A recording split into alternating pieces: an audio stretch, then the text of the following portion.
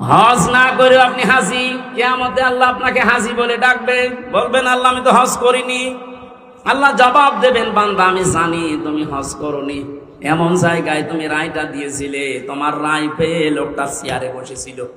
আব্দুল গফুর সাহেব যদি দায়িত্ব পায়, ওখানে যে যদি হজের পক্ষে কথা বলে, যেমন এখন ডক্টর আফম খালিদ সাহেব বলছে না 7.5 লাখ 8 লাখ 9 লাখ টাকা লাগতো হজ করতে, উনি দায়িত্ব নিয়েই বলছে সিন্ডিকেট ভেঙে দেওয়া লাগবে। কোন কারণে এত টাকা লাগবে একটা ফরজ হজ করতে? 3.5 লাখ থেকে 4 লাখ টাকা হলে খুব ভালোভাবে হজ করা যায়। আমার পাশের রাষ্ট্র থেকে যাচ্ছে, আর আমরা এখান থেকে 8.5 লাখ 9 লাখ টাকা লাগবে কেন? এ সিন্ডিকেট ভাঙা লাগবে। এইরকম খালিদের মতো মানুষ যদি এদেশে 151 জন তৈরি হয়ে যায়, আর এই রায়টা যদি পাশ হয়ে যায়, কিয়ামত পর্যন্ত যত মানুষ দেশে আসবে আমল নামায় দেখবেন এমনিতেই হজের সওয়াব লেখা হয়ে গেছে। হজ না করে আপনি হাজি, কিয়ামতে আল্লাহ আপনাকে হাজি বলে ডাকবে, বলবেন আল্লাহ আমি তো হজ করিনি। আল্লাহ জবাব দেবেন বান্দা আমি জানি তুমি হজ করনি, এমন জায়গায় তুমি রায়টা দিয়েছিলে, তোমার রায় পেয়ে লোকটা চেয়ারে বসেছিল। শুধু চেয়ারে বসে নাই, ওখান থেকে আমার একটা ফরজ বিধান হজের পক্ষে কথা বলেছিল। আল্লাহ কিন্তু ফেরেশতা দিয়েও এটা পারে না, পারে না? কিন্তু আমাদেরকে আল্লাহ দায়িত্বই তো দিয়েছে খলিফা হিসাবে, ইন্নী জাইলুম ফিল আরদি খলিফা, আমি তোদেরকে দুনিয়ায় পাঠালাম খলিফা করে। এই শব্দটার কাজ এমন এমন জায়গায় লাগিয়েছে দেশের মানুষ, আমরা অনেকে খলিফা মনে করি যারা কাপড় চোপড় সেলাই করে, দর্জি, ওটা খলিফা। এমনকি বাংলাদেশের এমনও জেলা আছে যেখানে চুল কেটে দেয় যারা, তাদেরকে খলিফা বলে। এমনও জায়গায় এদেশে আছে যারা ওই যে ছোট ঠ্যাং কেটে দেয়,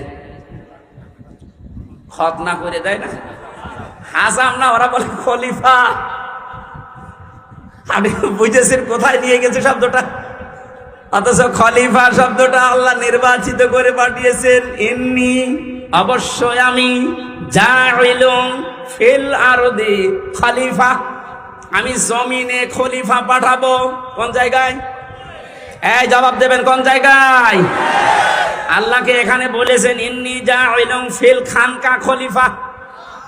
এখন তো খানকায় গেলেই মানুষ খলিফা হয়ে যাচ্ছে। কিসের খলিফা আপনি? খানকায় গেলে খলিফা হবে, কথা কোরআনে হাদিসে কোন জায়গায় আছে দেখান? আল্লাহ বলেন জমিনে খলিফা পাঠিয়েছি।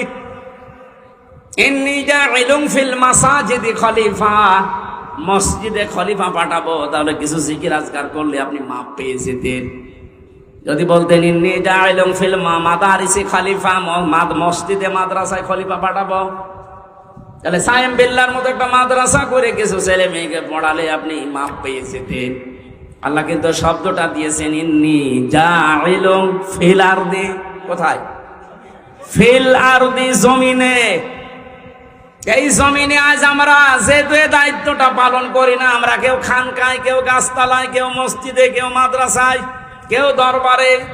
জমিনটা জালেমরা ফাঁকা পেয়েছিল, 180 মাইল বেগে চালাচ্ছিল।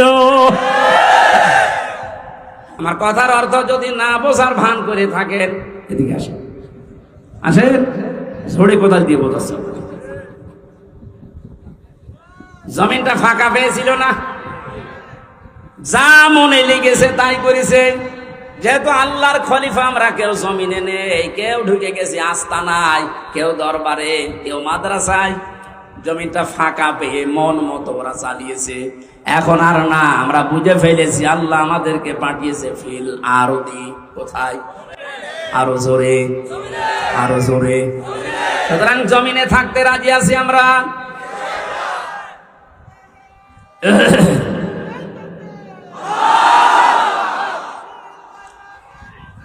আলহামদুলিল্লাহ।